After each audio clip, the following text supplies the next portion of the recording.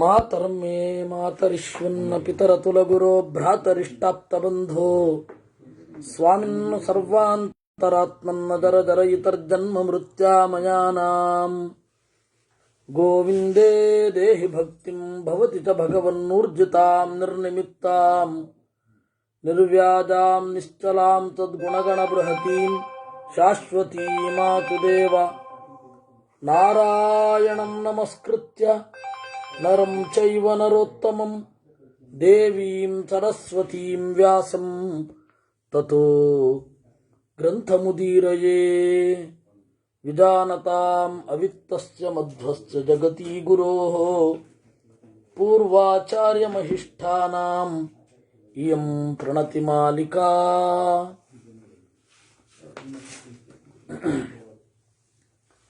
ಸೂಕ್ತಿರತ್ನಾಕರೇ ರಮ್ಯೇ ಮೂಲರಾಮಾಯಣಾರ್ಣವೇ ವಿಹರಂತೋ ಮಹೀಯಾಂಸಃ ಪ್ರೀಯಂತಾಂ ಗುರವೋ ಮಮ. ವಾಲ್ಮೀಕಿರ್ಗೌಃ ಪುನೀಯಾನ್ನಃ ಮಹೀಧರಪದಾಶ್ರಯಾ ಯತ್ಕಾವ್ಯಮುಪಜೀವಂತಿ ಕವಯಸ್ತರಣಕಾ ಇವ.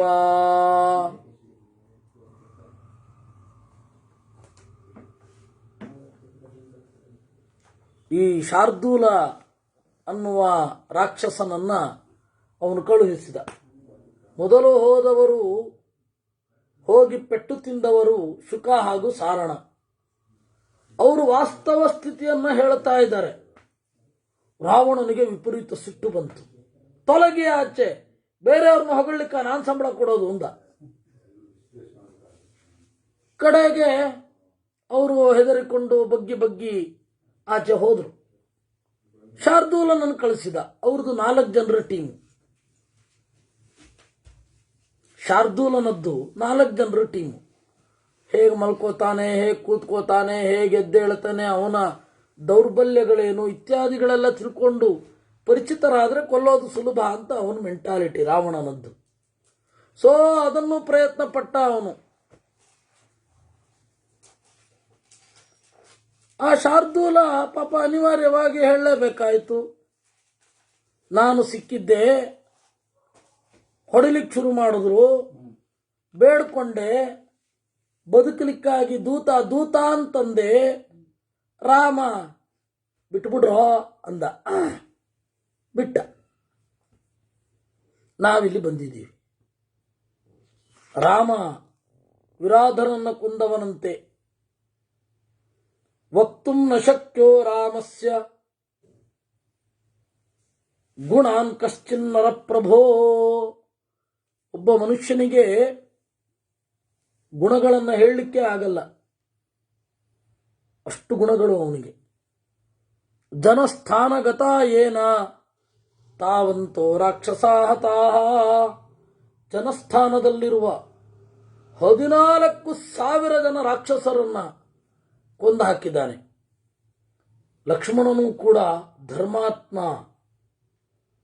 ಒಳ್ಳೆ ಧಾರ್ಮಿಕ.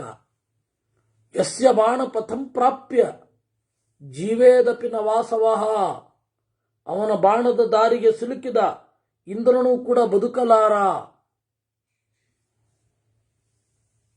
ಆಮೇಲೆ ನಿನ್ನ ತಮ್ಮ ವಿಭೀಷಣ ಪ್ರತಿಗೃಹ್ಯ ಪುರೀಂ ಲಂಕಾಂ ರಾಘವಸ್ಯ ಹಿತೇ ರತಃ. ಇಡೀ ನಿನ್ನೆಲ್ಲ ರಹಸ್ಯವನ್ನ ಅಲ್ಲಿ ಹೇಳಲಿಕ್ಕೆ ನಿಂತಿದ್ದಾನೆ. ಮುಗಿತಲ್ಲ ಅಲ್ಲಿಗೆ. ಇತಿ ಸರ್ವಂ ಸಮಾಖ್ಯಾತಂ ತಥಾ ವೈವಾನರಂ ಬಲಂ ಸುವೇಲೇಧಿಷ್ಠಿತಂ ಶೈಲೇ ಶೇಷ ಕಾರ್ಯೇ ಭವಾನ್ ಗತಿ. ನೋಡಪ್ಪ, ಇಷ್ಟು ನಾವು ಹೇಳಿದ್ದೇವೆ. ಶೇಷ ಕಾರ್ಯೇ ಭವಾನ್ ಗತಿ, ಉಳಿದಿದ್ರಲ್ಲಿ ನೀವೇ ಪ್ರಮಾಣ. ಇಷ್ಟು ನಾವು ಹೇಳಬಹುದಾದದ್ದು. ತತಸ್ತಮಕ್ಷೋಭ್ಯ ಬಲಂ ಲಂಕಾಯಾನ್ ನೃಪತೇಶ್ವರಾಃ ಸುವೇಲೆ ರಾಘವಂ ಶೈಲೇ ನಿವಿಷ್ಟಂ ಪ್ರತ್ಯವೇದಯನ್. ಕೇಳಿದ. ಆಮೇಲೆ ಕೇಳಿ ಅಯನ್ನೋ ಮಂತ್ರಕಾಲಂ ಹಿ ಸಂಪ್ರಾಪ್ತ ಇತಿ ರಾಕ್ಷಸ. ಎಲ್ಲ ಮಂತ್ರಿಗಳು ಬೇಗ ಬೇಗ ಬರಲಿ, ತುರ್ತು ಪರಿಸ್ಥಿತಿ ಒದಗಿದೆ, ಯಾರ್ಯಾರು ಎಲ್ಲೆಲ್ಲಿದ್ದೀರೋ, ಯಾವ್ಯಾವ ಅವಸ್ಥೆಯಲ್ಲಿದ್ದೀರೋ, ಹೇಗಿದ್ದೀರೋ ದಡನೆ ಬಂದ್ಬಿಡ್ಬೇಕು ಇಲ್ಲಿ. ತಸ್ಯ ತಚ್ಛಾಸನಂ ಶ್ರುತ್ವಾ ಮಂತ್ರಿಣೋಭ್ಯಾಗಮಂದೃತಂ ತತಸ್ಸ ಮಂತ್ರಯಾಮಾಸ ರಾಕ್ಷಸೈಃ ಸಚಿವೈಃ ಸಹ.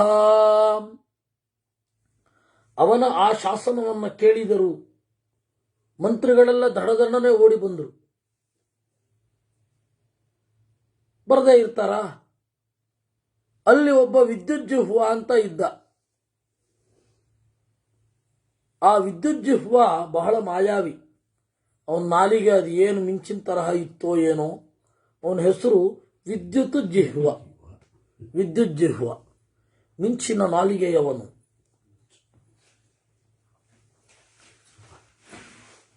ಮಿಂಚಿನಂತಹ ನಾಲಿಗೆಯವ. ಅವನು ಬಂದ. ಅವನು ಬಂದಾಗ ರಾವಣ ಹೆಗಲ ಮೇಲೆ ಕೈ ಹಾಕಿ, ಸೀತೆ ಇದ್ದಲ್ಲಿಗೆ ಬಾ ಹೋಗೋಣ. ಅಯ್ಯೋ, ಒಳಗಡೆ ಹೋದ. ಪ್ರವಿವೇಶ ಸ್ವಮಾಲಯಂ ತಥೋ ವಿದ್ಯುಜ್ಜಿಹ್ವಂಚ ಮಾಯಾಜ್ಞಂ ಅಬ್ರವೀದ್ರಾಕ್ಷಸಾಧಿಪ. ನೋಡು ವಿದ್ಯುಜ್ಜಿಹ್ವ, ಈಗ ಸೀತೆಯನ್ನ ಗಡಿಬಿಡಿಗೊಳಿಸಬೇಕು. ಸೀತೆಯನ್ನು ಮೋಹಗೊಳಿಸಿದ್ರೆ ಅವರಿಲ್ಲಿ ಬಂದು ವೇಸ್ಟ್. ಯುದ್ಧ ಮಾಡಲಿಕ್ಕೆ ಒಡಂಬಡೋದಿಲ್ಲ, ಯುದ್ಧ ಮಾಡಲಿಕ್ಕೆ ಒಪ್ಕೊಳ್ಳೋಲ್ಲ, ಅಥವಾ ಯುದ್ಧ ಮಾಡಲಿಕ್ಕೆ ಮುಂದಾಗೋದಿಲ್ಲ. ಸೇತುವೆ ಕಟ್ಟಿದ್ದು ಯಾವುದ್ರ ಮೇಲೆ? ಸೀತೆಯ ಶೀಲದ ಮೇಲೆ. ವಾಲಿ ಸತ್ತದ್ದು ಯಾಕೆ? ಸೀತೆಗಾಗಿ.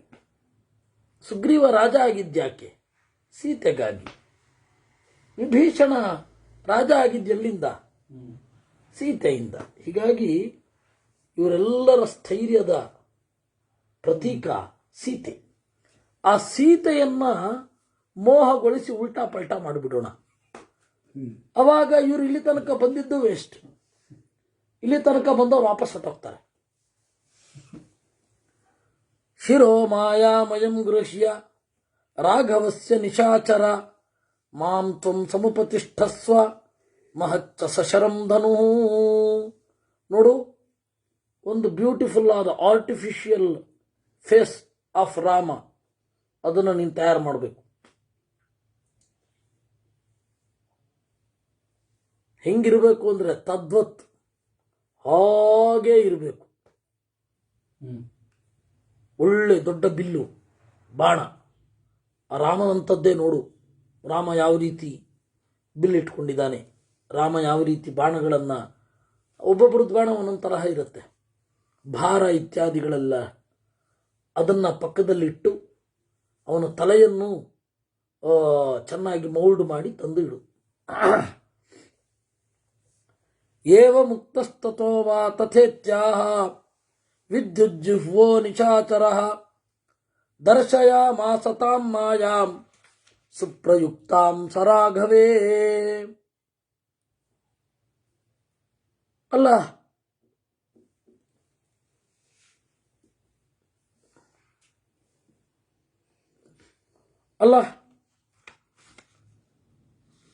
ಸೀತೆ ಹತ್ತಿರ ಹೋಗೋ ಬದಲು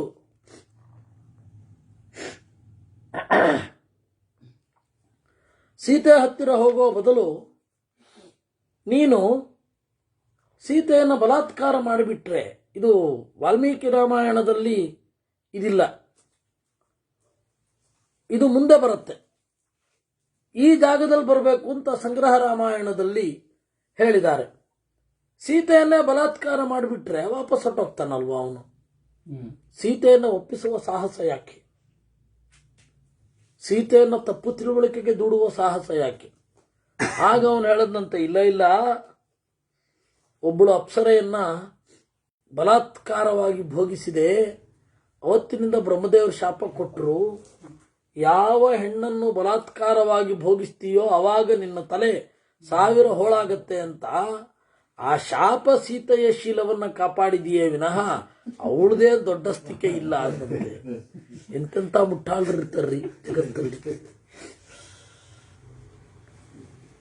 ಇರಲಿ, ಇಲ್ಲಿ ವಾಲ್ಮೀಕಿ ರಾಮಾಯಣದಲ್ಲಿ ಆ ಘಟನೆಯನ್ನ ಈ ಜಾಗದಲ್ಲಿ ಹೇಳಲಿಲ್ಲ. ಸಂಗ್ರಹ ರಾಮಾಯಣದಲ್ಲಿ ಅದು ನಿರ್ಣಯಾತ್ಮಕ, ಆದ್ದರಿಂದ ಈ ಜಾಗದಲ್ಲಿ ಹೇಳಿದ್ದಾರೆ. ಸಂತೋಷ ಆಯಿತು. ಆ ತಲೆಯನ್ನು ನೋಡಿದ, ನನಗೇ ಅನುಮಾನ ಬರಲಿಲ್ಲ, ಅಷ್ಟು ಚೆನ್ನಾಗಿ ಮಾಡಿದಿ. ಪ್ರದದೌ ಚ ವಿಭೂಷಣಂ, ಆಭರಣವನ್ನ ಕೊಟ್ಟ ಅಂತೆ.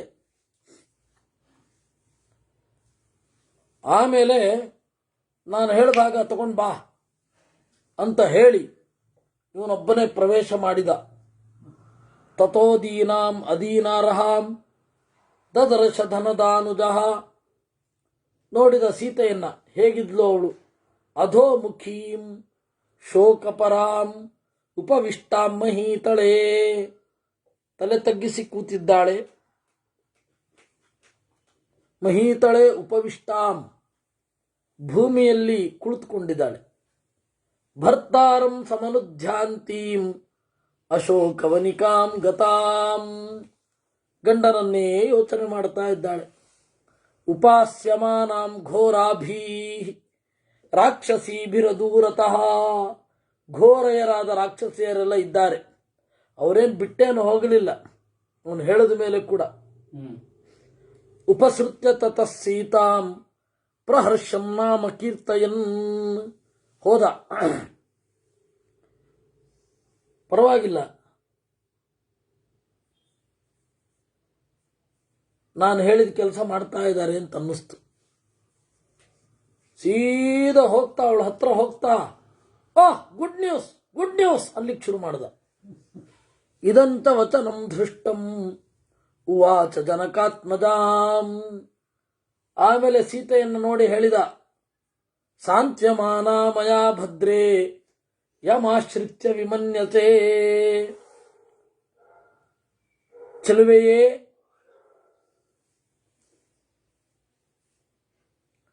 ನಾನು ಎಷ್ಟು ಸಮಾಧಾನ ಮಾಡಿದ್ರೂ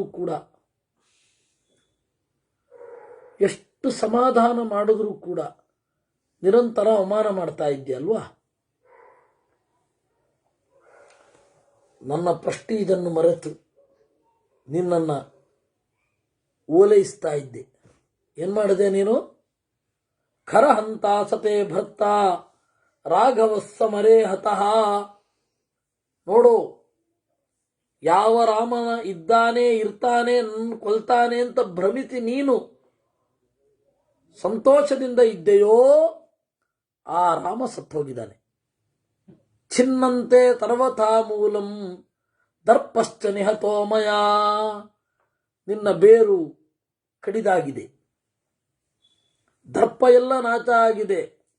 ವ್ಯಸನೇನಾತ್ಮನ ಸೀತೆ ಮಮ ಭಾರ್ಯಾ ಭವಿಷ್ಯಸಿ, ವ್ಯಸನೇನ ಆತ್ಮನಃ, ಈಗ ಈ ನಿನ್ನ ಚಟದಿಂದ ಗಂಡನನ್ನ ಕಳ್ಕೊಂಡೆ,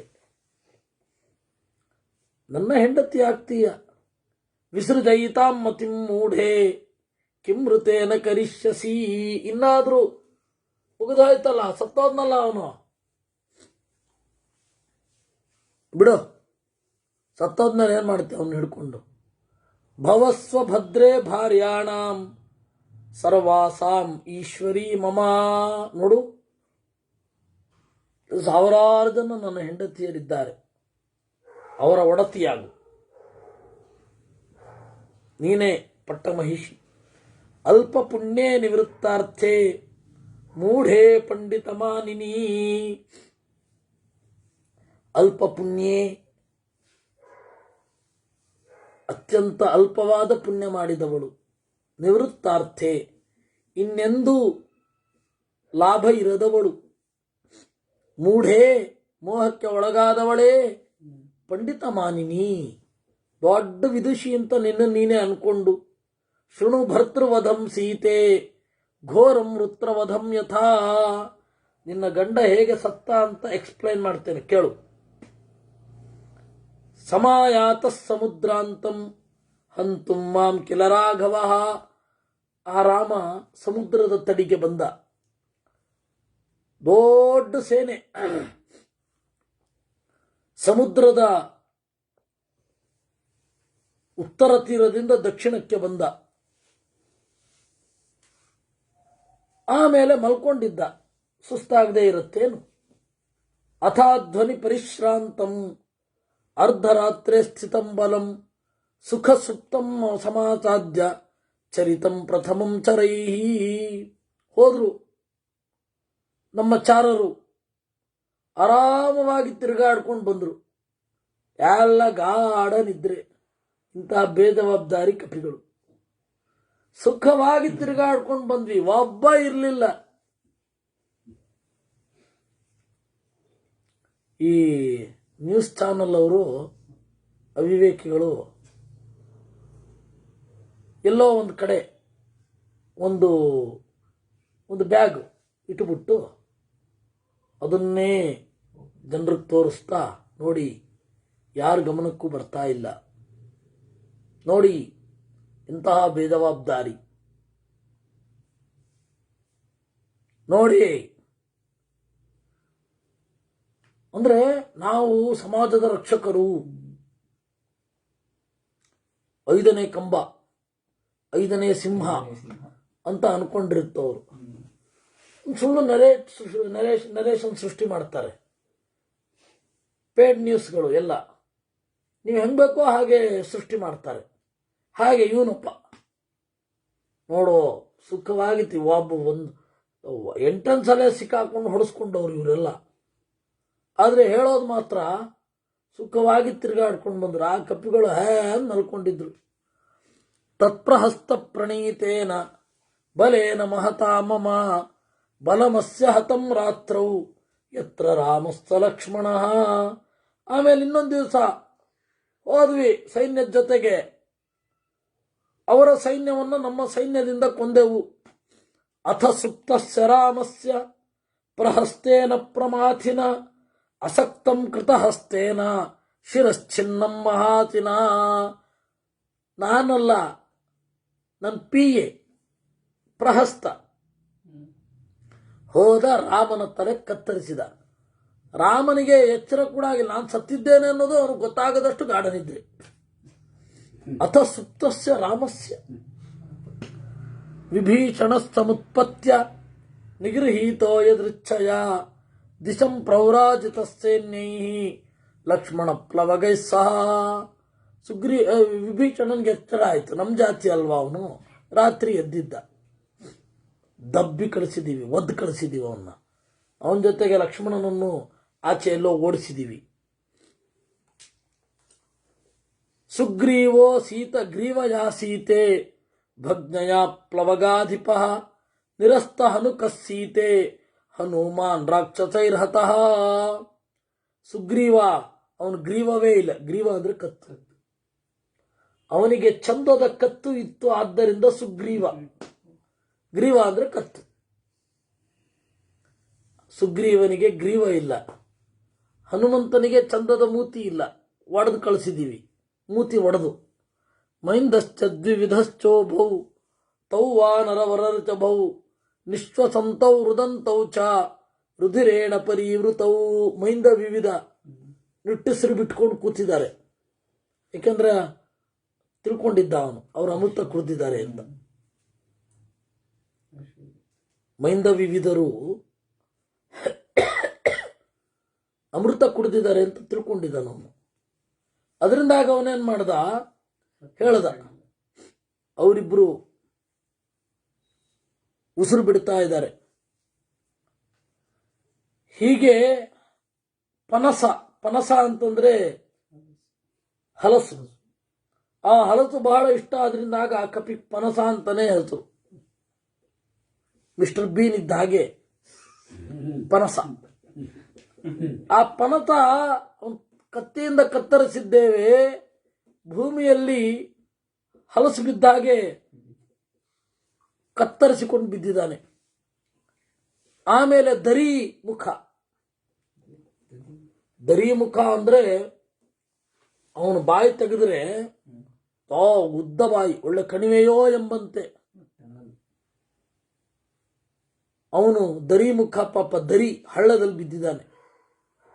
ಕುಮುದಸ್ತು ಮಹಾತೇಜಾ ನಿಷ್ಕೂಜಂಸಾಯ ಕೈರ್ಹತಃ.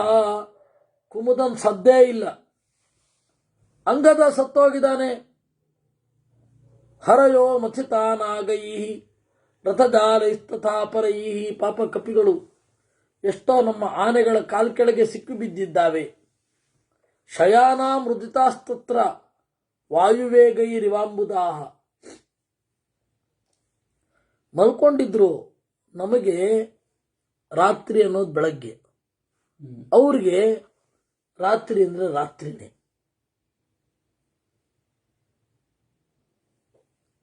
ರಾತ್ರಿಯೇ ನಾವು ಎಚ್ಚರವಾಗಿರೋದು. ಅವರು ಪಾಪ ರಾತ್ರಿ ಮಲ್ಕೊಂಡಿದ್ದಾರೆ, ನಾವು ಹೋಗಿ ಎಲ್ಲ ಚಲ್ಲಾಪಿಲ್ಲಿ ಮಾಡಿಬಿಟ್ಟಿದ್ದೀವಿ. ಸಾಗರೇ ಪತಿತಾ ಕೇಚಿತ್, ಕೆಲವರು ಕಡಲಲ್ಲಿ ಬಿದ್ದಿದ್ದಾರೆ. ಕೇಚಿತ್ ಗಗನಮಾಶ್ರಿತಾ, ಕೆಲವರು ಆಕಾಶದಲ್ಲಿ ಇದ್ದಾರೆ. ವೃಕ್ಷ ಅನುಪಾರೂಢಾ ವಾನರೈ ವ್ಯತಮಿಶ್ರಿತಾ. ಇನ್ನು ಕರಡಿಗಳು, ರಾಮನ ಸೈನ್ಯದಲ್ಲಿ ಜಾಂಬವಂತನ ಒಂದು ಆಧಿಪತ್ಯದಲ್ಲಿ ಬೇಕಷ್ಟು ಜನ ಕರಡಿಗಳು, ಕೋಟ್ಯಂತರ ಕರಡಿಗಳು, ಅವರೆಲ್ಲ ಹೊಡೆದು ಓಡಿಸ್ಬಿಟ್ಟಿದ್ದೀವಿ. ಏನ ತದ್ರಾಘವ ಶಿರಃ ರಾಘವ ಸಂಗ್ರಾಮಾತ್ ಸ್ವಯಮಾಹೃತಂ. ಪಕ್ಕದಲ್ಲಿದ್ದ ಅವನು, ಒಬ್ಳು ರಾಕ್ಷಸಿ ಇದ್ಲು, ಕರಿ ಅವನ್ನ, ವಿದ್ಯುಜ್ಜಿಹ್ವನನ್ನ ಅಂದ. ಬಂದ ಅವನು ವಿದ್ಯುಜ್ಜಿಹ್ವ. ಅಗ್ರತಃ ಕುರು ಸೀತಾಯಾಃ ಶೀಘ್ರಂ ದಾಶರಥೇ ಶಿರಃ ಅವಸ್ಥಾಂ ಪಶ್ಚಿಮಾಂ ಭರ್ತುಃ ಕೃಪಣಾಂ ಸಾಧು ಪಶ್ಯತು. ಪಾಪ ಸೀತೆ ನೋಡ್ಲಿ ಅವನ ಸಮಸ್ಯೆ ಎಷ್ಟು ಅಂತ, ಕಡೆಯ ದರ್ಶನ ಮಾಡಲಿ ಸೀತೆ. ಏವ ಮುಕ್ತಂತು ತದ್ರಕ್ಷಃ ಶಿರಸ್ತತ್ಪ್ರಿಯ ದರ್ಶನಂ ಉಪನಿಕ್ಷಿಪ್ಯ ಸೀತಾಯಾಃ ಕ್ಷಿಪ್ರಮಂತರಧೀಯತ. ಬಂದ ಅವನು,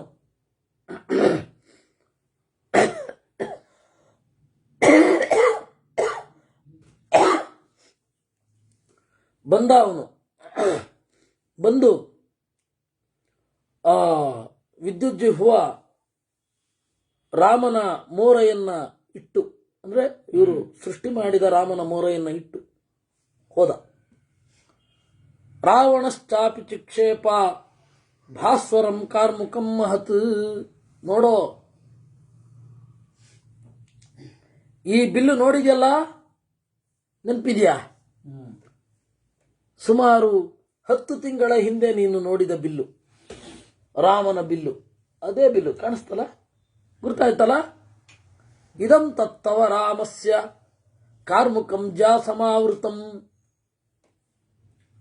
ಶತ್ರುವಿನ ಆಯುಧವನ್ನ ತಗೊಂಡು ಬರೋದು ಕೂಡ ನೋಡಿ, ಯುದ್ಧದಲ್ಲಿ ಗೆಲುವಿನ ಸೂಚನೆ.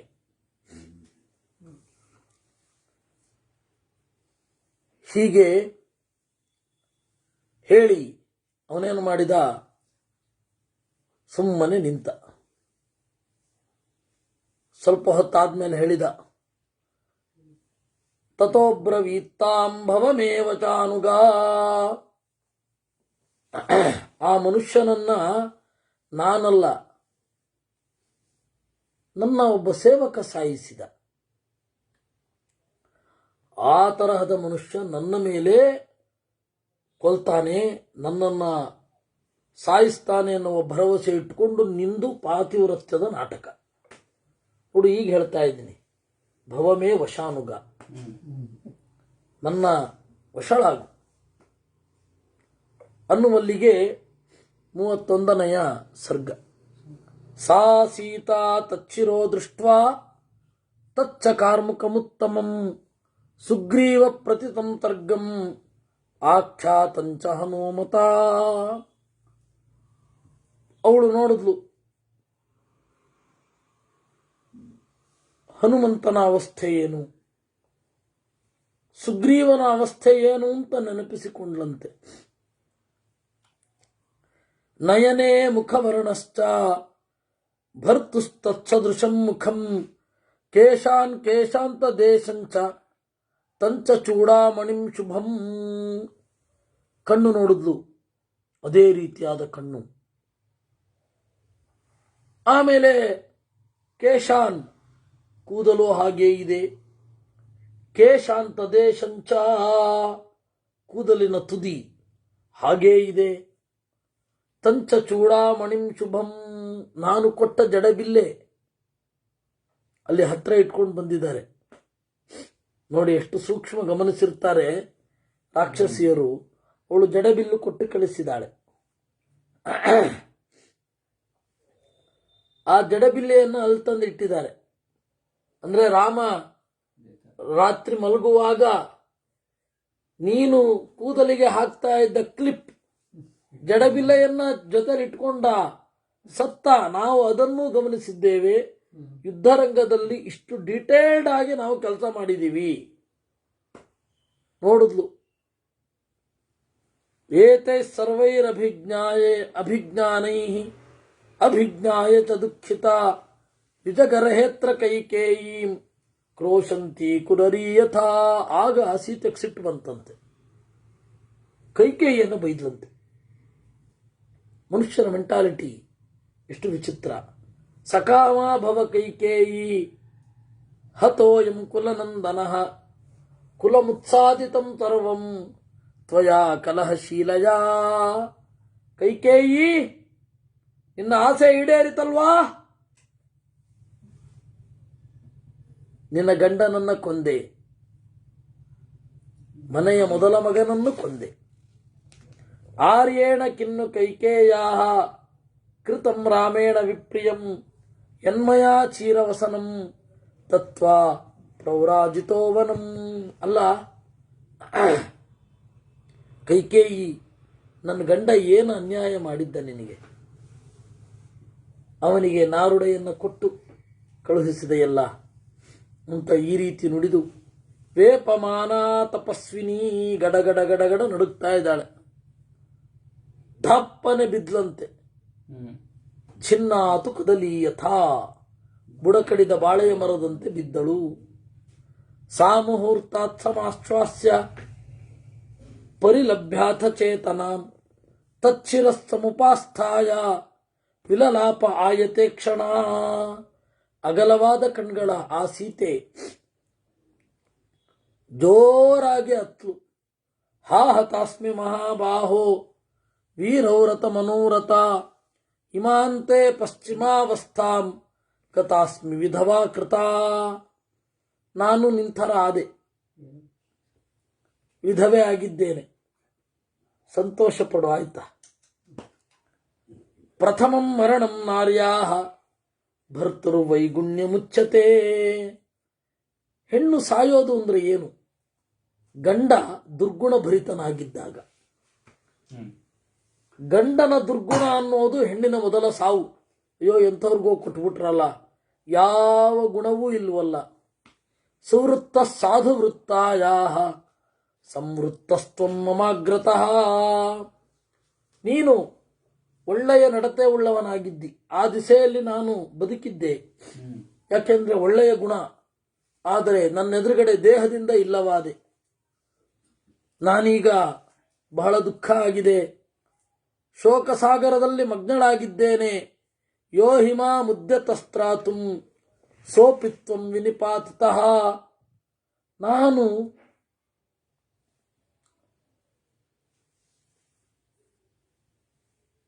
ದುಃಖದಲ್ಲಿ ಬಿದ್ದೆ, ನನ್ನ ರಕ್ಷಣೆ ಮಾಡ್ಲಿಕ್ಕೆ ಬಂದು ನೀನು ಬಿದ್ದೆಲ್ಲ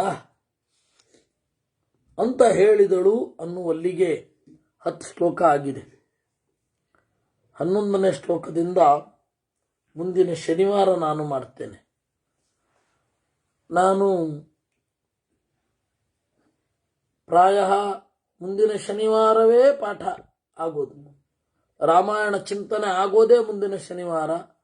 ಅಲ್ಲಿ ತನಕ ಮಧ್ಯದಲ್ಲಿ 5 ದಿವಸಗಳ ಕಾಲ ಸೋಮವಾರದಿಂದ ಶುಕ್ರವಾರದವರೆಗೆ ಮಹಾಭಾರತ ಇರೋದಿಲ್ಲ. ಒಟ್ಟಿಗೆ ಶನಿವಾರವೇ ರಾಮಾಯಣದಿಂದ ಶುರು ಆಗತ್ತೆ. ಅದರ ಮಧ್ಯದಲ್ಲಿ ಬಹಳ ಓಡಾಟಗಳಿದೆ.